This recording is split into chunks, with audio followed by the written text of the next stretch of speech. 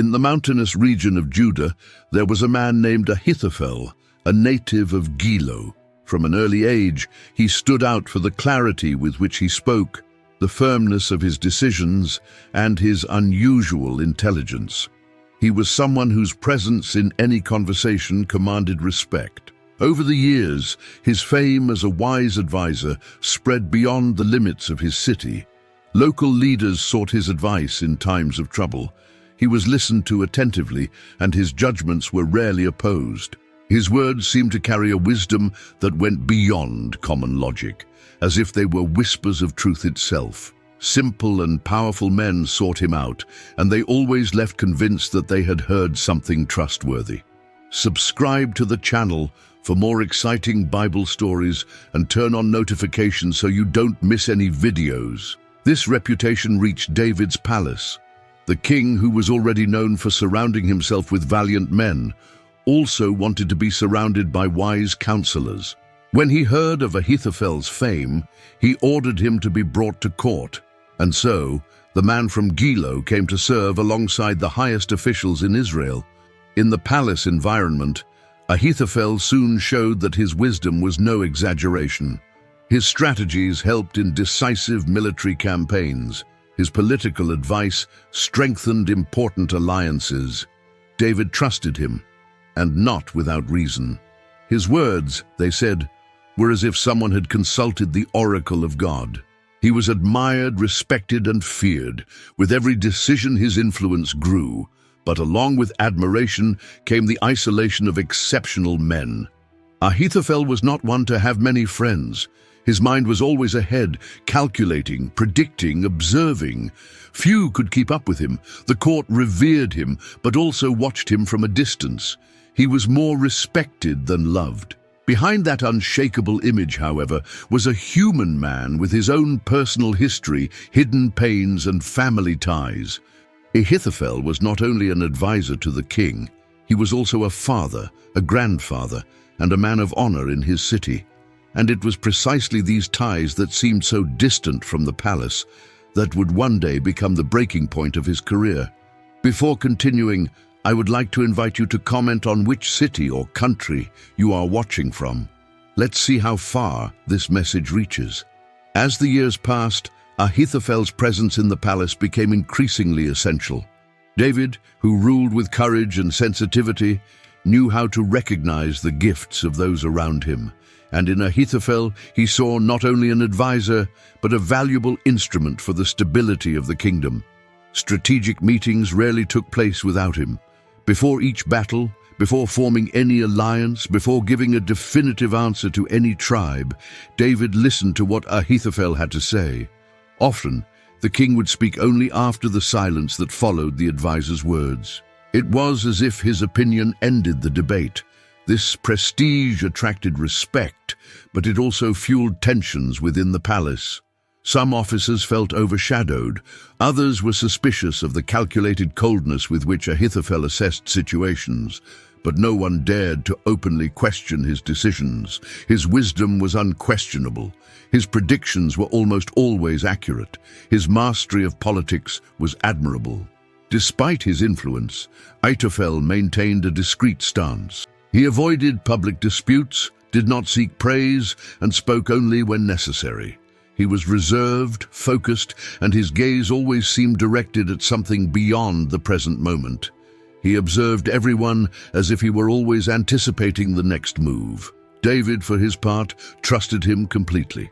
That trust was evident in the most delicate decisions, in words of appreciation, and in the freedom Ahithophel had to come and go from the king's presence. It was unusual. Few had such access. At that time, the people saw Ahithophel as a silent pillar of the government. His fame reached distant tribes. He was mentioned in songs and stories as one of the wise men of Israel. There was pride among the inhabitants of Gilo, who felt represented by someone so esteemed in the capital. But the deeper the trust, the more painful a breach can be. And behind Ahithophel's strategic coldness, there were unspoken emotions, unspoken thoughts, and wounds that time had not healed. Despite the position he held, not everything within him was at peace. The palace saw a man of reason, but it did not realize that Ahithophel's heart still carried silent hurts. If this content is touching your heart, you can support this project by donating any amount by clicking on the "Thanks a Lot" button. Your support helps me continue telling these stories with dedication. Although Ahithophel was respected as a royal advisor, his life was not limited to the palace. In Gilo, he lived with his family, and among his closest members was his granddaughter, a young woman of remarkable beauty named Bathsheba. To Ahithophel, she was a source of pride and tenderness, a jewel of his lineage. Raised with dignity, she was the daughter of Eliam, a man of integrity and loyalty. Ahithophel's family carried on traditions, honor, and values that seemed unbreakable. But then, in a time of war, something happened that would change that man's heart forever. While the armies of Israel fought in the field, King David remained in Jerusalem, and it was there, from the top of his terrace, that he saw Bathsheba and desired her. What followed was a series of choices marked by sin, adultery, pregnancy, and an attempt to hide everything with the planned death of Uriah, her husband, a faithful soldier, and Ahithophel's son-in-law. The news reached his grandfather's ears. No word was spoken publicly. No visible reaction was recorded. Ahithophel remained silent.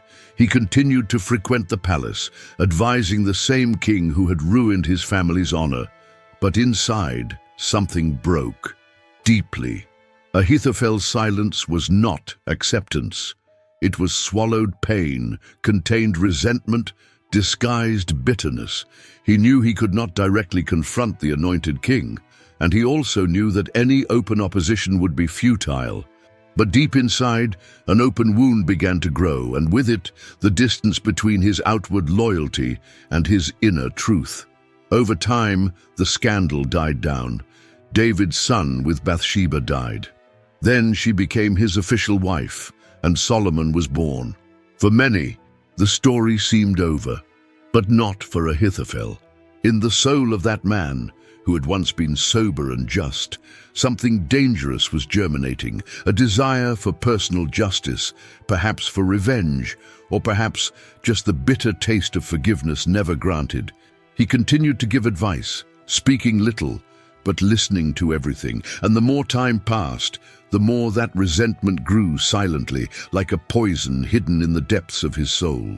Time went on, and tensions within the royal family began to become visible.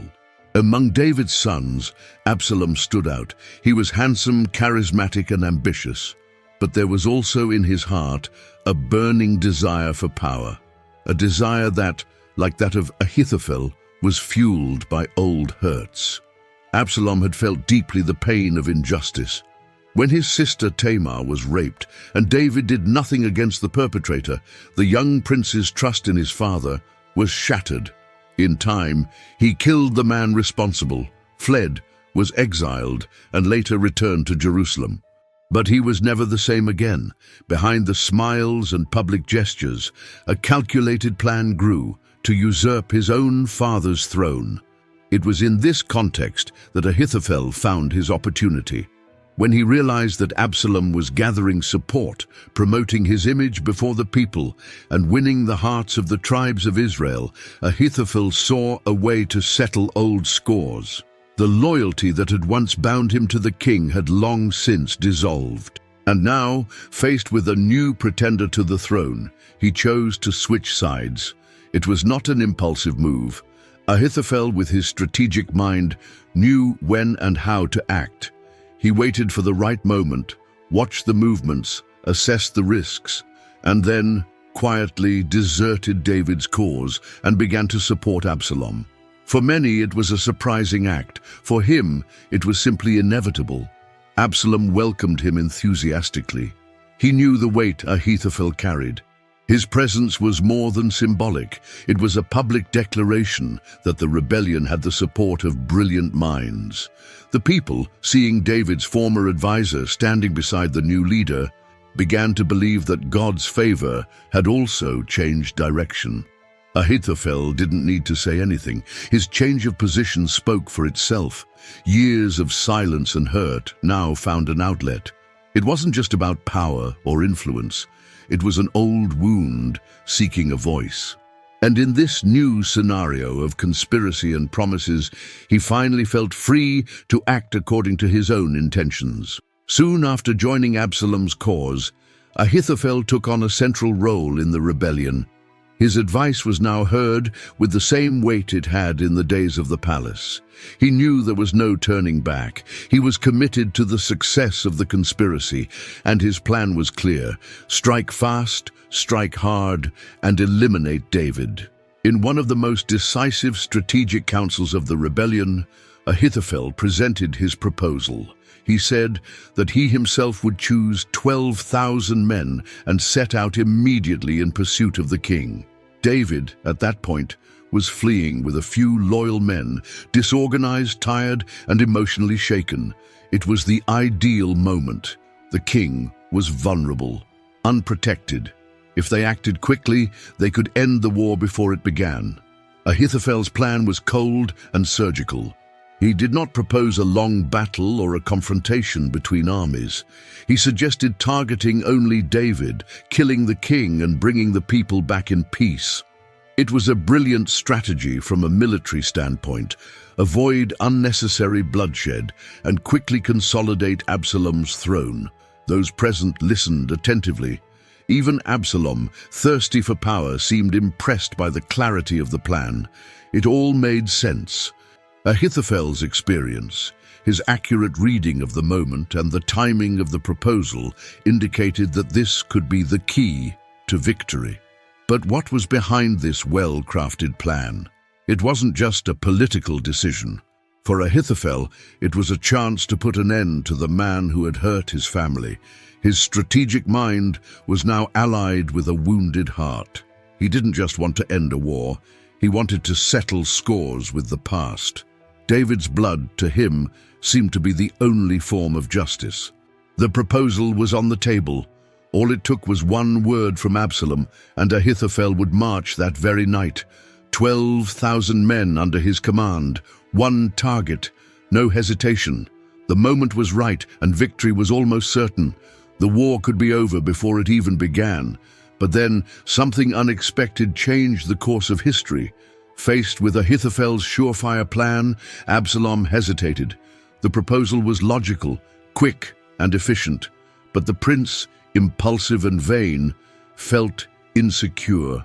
Although he trusted Ahithophel, he wanted more than victory. He wanted glory. He wanted to be the hero of the conquest, the face of the new era. And in that moment of doubt, he decided to seek a second opinion. They then called for Hushai, an old advisor to David who had remained in Jerusalem when the king fled. Absalom did not know it, but Hushai was there as an undercover agent, loyal to the king. His mission was clear: confuse, delay, sabotage. And in the face of Ahithophel's advice, Hushai saw the perfect opportunity. With soft words and an apparently loyal tone, Hushai began to sow doubts. He said that Ahithophel's plan was good, but too bold. He claimed that David was a man of war, experienced, and that when cornered, he could react fiercely. "Your father," he said, "is like a bear robbed of her cubs." He then proposed another strategy: to gather the entire army of Israel, a large contingent, with Absalom as the visible leader. It would be a great, epic victory, not just an effective one. Hushai's words appealed to Absalom's pride. They promised not only the throne, but glory. And little by little, his suggestion began to gain strength among the advisors present. Ahithophel's plan, although superior from a strategic point of view, seemed small compared to the promise of a triumphal march led by the prince himself. Absalom decided to reject Ahithophel's advice. He chose to follow Hushai's. That seemingly simple decision was the turning point of the entire rebellion. The chance to end the conflict in one night was thrown away. Haste gave way to vanity. Precision gave way to spectacle. When Ahithophel learned of Absalom's choice, he did not argue. He did not beg. He simply understood. With the coldness of one who sees beyond the eyes, he understood that the war was lost. The rejected wisdom was, for him, the announcement of inevitable downfall. And what he would do next would reveal not only his intelligence, but the weight his pride carried. For Ahithophel, having his advice rejected was not just a setback, it was an affront. Throughout his life, his words had been listened to attentively and heeded with respect. He was not accustomed to seeing his strategies ignored, much less replaced by pompous speeches that, in his eyes, lacked real effectiveness. Absalom's refusal struck not only his mind but also his pride. Ahithophel understood politics and war better than any man around him. He knew that Hushai was not speaking out of strategy but out of manipulation. Still, seeing the prince choose the glitter of vanity over the precision of his plan was, for him, like hearing the death sentence of the entire rebellion. Inside, his old resentment against David was now mixed with frustration toward Absalom. Perhaps he had hoped that the prince would be different, that he would listen to reason, that he would act with cool calculation. But the moment he saw his proposal rejected, he realized that he was allied with a leader who could not recognize the truth when it was staring him in the face. Ahithophel did not try to convince anyone. He would not stoop to arguing. His dignity would not allow him to beg for attention for his ideas. And so, while the others prepared to follow the new plan, he walked away. His eyes, which had so often analyzed battles, now looked inward, trying to gauge what was left of his own honor. It wasn't just a matter of wounded pride, it was also a matter of accurate foresight. He knew that Absalom's choice would give David time to reorganize, gain time, and turn the situation around. And when that happened, there would be no mercy for those who rebelled. In Ahithophel's mind, defeat was already written, and if there was one thing he couldn't bear, it was public humiliation, a dishonorable end, a fall seen by all. At that moment, a silent decision began to form in his heart, a choice that would distance him from any attempt at reconciliation or escape. He would decide how his story would end. Ahithophel left Absalom's camp without fanfare. There were no arguments, no farewells, no signs of haste. He simply walked away as one who has completed a task. No one could have imagined at that moment that he would never return. His fate was already sealed in his mind. He walked back to Gilo, his hometown. The road was long, but he traveled it with the calm of someone who was not running away from anything, and at the same time, with the determination of someone who had nowhere else to go. Along the way, he may have thought about his years in the palace, his victorious strategies, David's trust, and his shift in loyalty to Absalom. All of that now seemed distant, like closed chapters in a book that was coming to an end. When he arrived home, he did not seek rest. His first gesture was to put all his affairs in order. He organized his possessions, gave instructions about his properties, and ensured that his family would not be left destitute. It was as if he were preparing the ground for his permanent absence. The silence of that day carried a weight that few noticed. There was no hurry, but there was determination. No gesture was made at random. Ahithophel, the man whose mind always predicted steps before they happened, was now preparing his own end. When everything was ready, he withdrew to a remote place and took his own life. There were no witnesses, no speeches, no public farewells.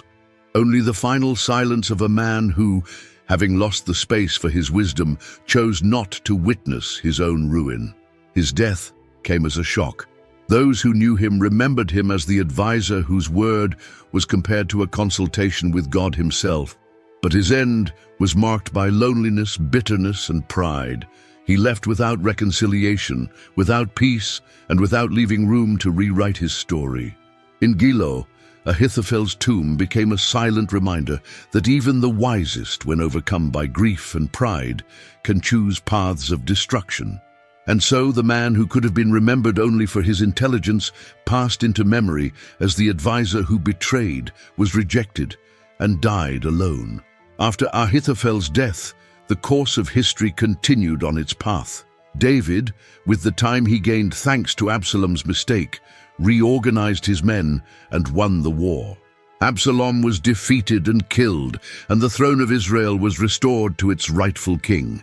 But even after the dust of rebellion had settled, Ahithophel's name continued to echo in the palace corridors, not as a hero, but as a warning.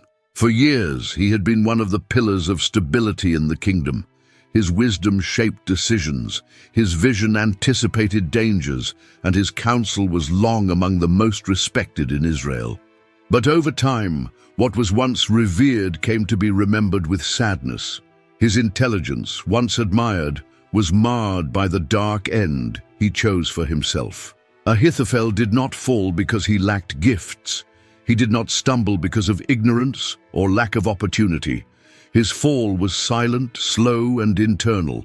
What brought him down was the resentment he had quietly harbored, the bitterness he had never exposed, the desire for revenge he had masked for years under a facade of loyalty. His story became, for those who came after him, a reminder that even the wisest can lose their way when they fail to guard their hearts. Ahithophel's mind was sharp, but his soul was wounded, and the pain he did not heal became a poison that drove him away from everything he had built. In the palace, few dared to comment on his death. There was shame, sadness, perhaps even regret. David, who learned of the end of his former advisor, must have reflected on the paths that separated them, and on the decisions that, even without intention, caused deep wounds. Ahithophel could have grown old as one of the great men in the history of Israel. His name could have been among the examples of wisdom, discernment, and fear of God, but by choosing betrayal, by giving in to pride, and by ending his own life without seeking healing or redemption, he sealed a tainted legacy. Still, his story remained recorded, not for condemnation, but for reflection, so that each generation in remembering him would examine not only his intelligence, but the condition of their own hearts. Ahithophel's life leaves us with profound lessons, not only because of his intelligence, but because of how he dealt with his pain and choices. His career, marked by prestige and influence, ended in loneliness and tragedy.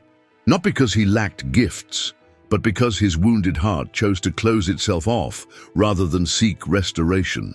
What is most striking about Ahithophel's story is the contrast between his wisdom and his ruin. He was among the greatest counselors Israel had ever known. His mind was refined, his reading of events accurate, his contribution to the kingdom undeniable. However, when he harbored bitterness in silence and allowed himself to be guided by pride, all that wisdom was corrupted. Often in the Christian walk, we are tempted to hide deep wounds while maintaining an appearance of strength and wisdom. But what is unresolved in the heart, hurt, resentment, frustrated expectations, can lead us to bitter decisions, drive us away from people, and lead us down dangerous paths. This is exactly what happened to Ahithophel. He did not fall all at once. His fall was silent and gradual.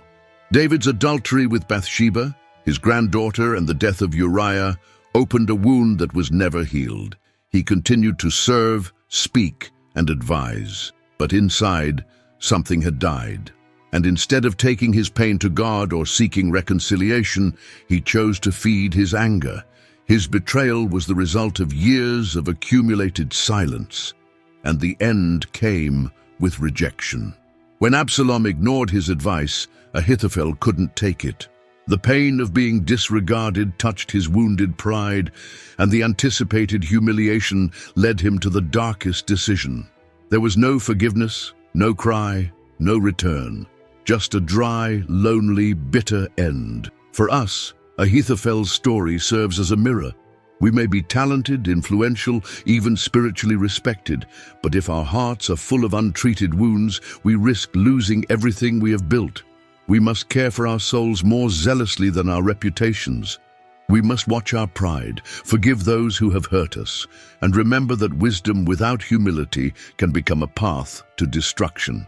The story of Ahithophel invites us to reflect deeply on how we deal with the pains that life imposes on us. Instead of allowing old wounds to turn into bitterness, we are called to bring these pains before God, the only one capable of healing what is hidden and heavy within us. When hurts are not dealt with, they become roots that contaminate our decisions, our relationships, and even our faith.